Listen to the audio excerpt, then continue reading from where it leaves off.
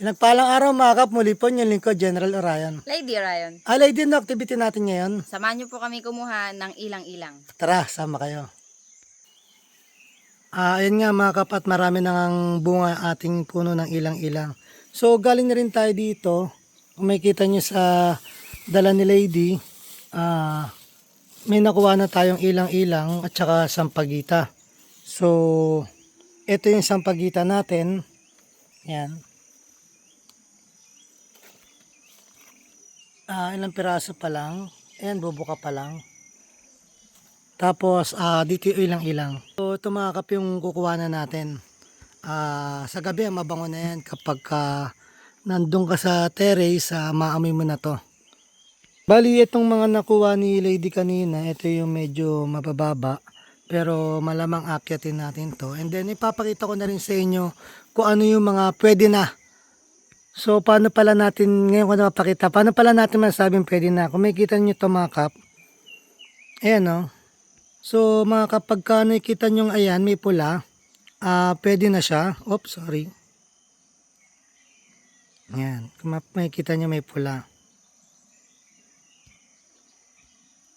So, dito, kumuha tayo ng sample na green pa. Kukuha si Lady na isang sample at papakita ko sa inyo. So ito, kung titignan nyo yung loob, wala pa siyang green. Red. Sorry, wala pa siyang red. Wala pa siyang masyadong red. So, ito, nag-check tayo ng isa. Yan, may red na siya. So, pang-harvest na yan mga kap. Yan, isang sign niya na pwede na siyang harvestin. At saka pag medyo madilaw na. Ayan o. So yan, pwede na yan mga kap. Aakit tayo dyan para makuha natin yung iba. So meron tayong mga siguro mga 20 o 30 puno ng ilang-ilang para makapag-invest tayo sa oil nito. Papakita ko na rin sa inyo kapag hindi na harvest ko ano nangyayari dun sa bulaklak niya. So dito tayo akyat. Yun, akyat tayo dito. So yan mga kap, kung makikita nyo dito, ayan o, bunga niya. Kapag hindi mo nakuha yung yung bulaklak niya, magiging ganyan siya.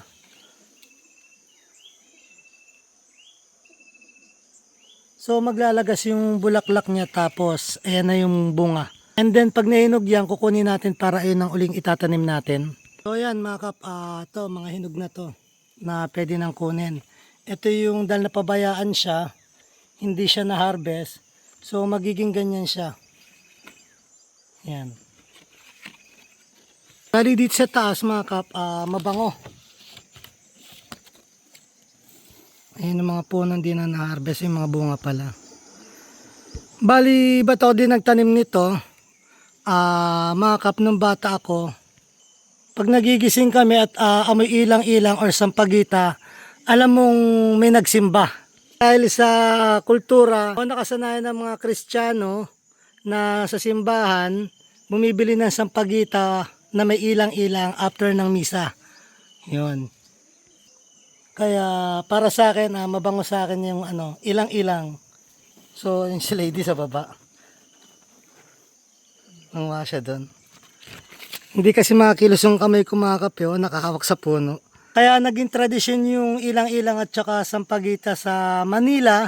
Dahil paglabas mo ng simbahan, pagtas magsimba, maraming nagtitinda and then bibili ka, and kung bata ka naman, pag di ka sumasama magsimba, pagkagising mo, maamoy mo na lang na amoy sampagita at saka ilang-ilang yung bahay nyo. Ibig sabihin yun, dumating na yung mga galing simbahan.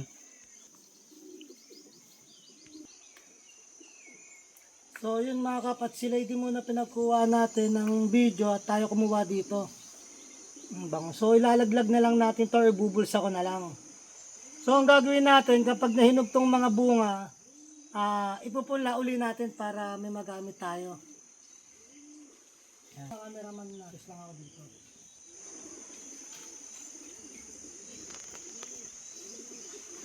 Dami.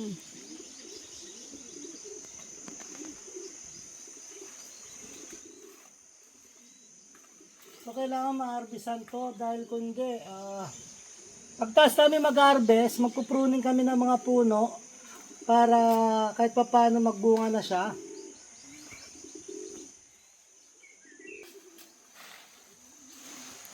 Di na na-harvest yung iba. Sa taas. Ang dami.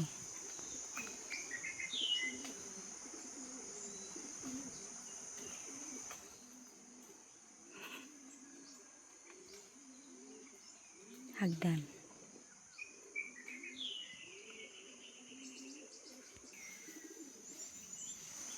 Sa harap ko, ang dami rin. Dami.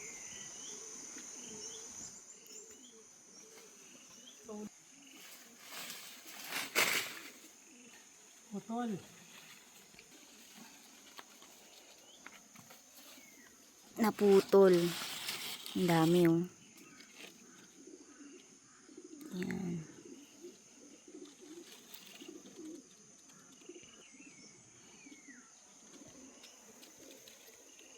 Meron Kasi ba sa ito taas. may bunga na wala pa? Yan, mga pababa na siya.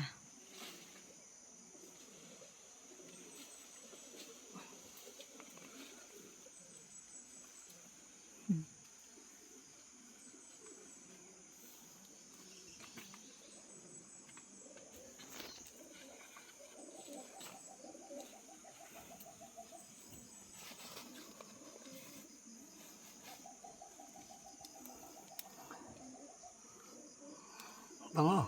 Dami. Plastic mo. Nakasabit. So yan, makakaplagay natin dito. Yan. Ito yung buto niya. So, kapag hindi mo ina-harvest, magiging ganito muna siya. Green. Ito hindi pa to pwede kasi wala pa siyang pula. Amoy niya hindi pa siya ganun kaamoy. And then magiging ganito siya na medyo madilaw na. Kung mapapansin nyo, may pula na siya sa loob. Kumpara tong green wala. Tong green wala pa pero to ano na. So mabango na siya, may amoy na. Tapos magiging dilaw siya. Ito. Tingnan natin yung loob. Oh. Yun. Mas mabango to. Ito. Yun. Oh, nakita nyo? Hmm. So yun. Mas mabango kapag hindi mo pa rin to hinarvest, malalaglag yung mga petals, magiging ganito na siya. Ito na yung pinaka bunga. So hintayin na lang natin mahinog, pag nahinog kukunin natin, ipupunla uli natin para mag-harvest ulit tayo ng or makapagtanim ulit tayo ng ilang-ilang, and then plano natin tong gawing oil. So nag-i-invest tayo sa ilang-ilang. Yung niya, yung amoy niya, yung scent niya. Okay? So pipitasan ni Lady yung mga naputol na sanga. Ito pa sa kamay ko meron din. So napabayaan na ilang araw, hindi natin na-harvestan. Maamoy na to. Oo nga, mas mabango na. Hmm.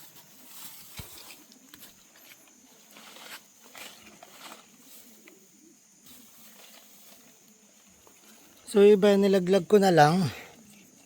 Hindi na kasya. Dahil di kasya sa bulsa ko eh. So lalagay natin yan ngayon sa sa kwarto natin. Kapag may na-harvest kami sampagita or ilang-ilang, ayun ang ginagawa kong natural na pabango ng kwarto.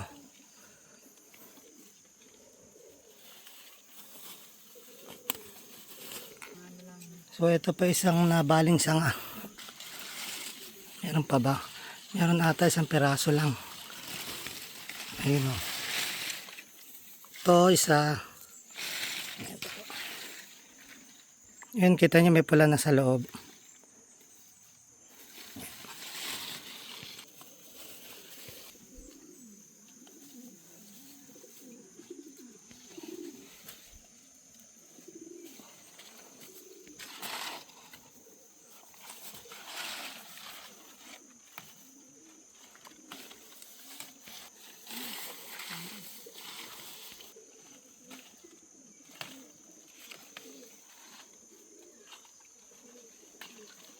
So tulad dito mga kap, ito na yung natanggalan ng petals. So ito na yung magkakaroon sana ng buto. Yan, ganyan itsura niya.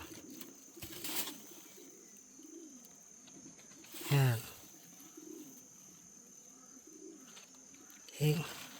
Pagka maano yan, yung buto na magiging ano na siya, bunga. So marami pa sana siya, kaso hindi na natin abot. Okay na yung hawak ni lady.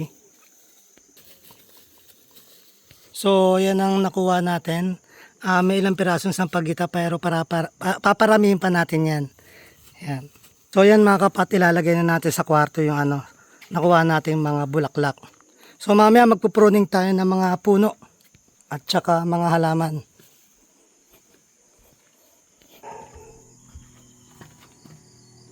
So yan mga kapat, ilalagay natin dito sa ating kwarto yung sampagita. So ganito nga pala ginagawa namin yan. Nalagay sa tabi ng computer namin. So liligpit na natin yung mga luma. And then dito sa kabila. Yan. So para pag nag-gaming kami, mabango. So ayan, natural scent ng room namin. Kuha lang ang ganyan and then ilalagay ko lang dito sa tabi. And then ganun din sa kabila. Ayan. Para mabango yung room namin. So yung matitira dyan mga kap, ilalagay pa namin sa kusina at sa ibang lugar at ikakalat pa namin dito sa kwarto. Yung mga dahon ng ilang-ilang para mabango siya. So yan pa yung natira mga kap at iaano pa natin sa ibang lugar. So dito pala natin kinuha yan mga kap. Ayan, ayan puno na yan. Ilang-ilang. Nakikisusan doon yung mga... Tapos dito tayo kumuha ng sampagita. Okay? Yung hawak na lady. Muli po ang inyong lingkod, General Orion. Lady Orion. Nataos puso po nagpapasalamat sa inyo na walang sawang panunod sa aming mga video. Na sana po gabayan kayo ng Panginoon sa puno inyong mga pamilya. Na sana po humingi tayo ng gabay sa Kanya sa isip, sa salita at gawa upang magampanan natin tungkulin natin dito sa mundong ibabaw na naayon sa Kanyang mga kagusto at kahilingan. Muli po, maraming salamat. God bless.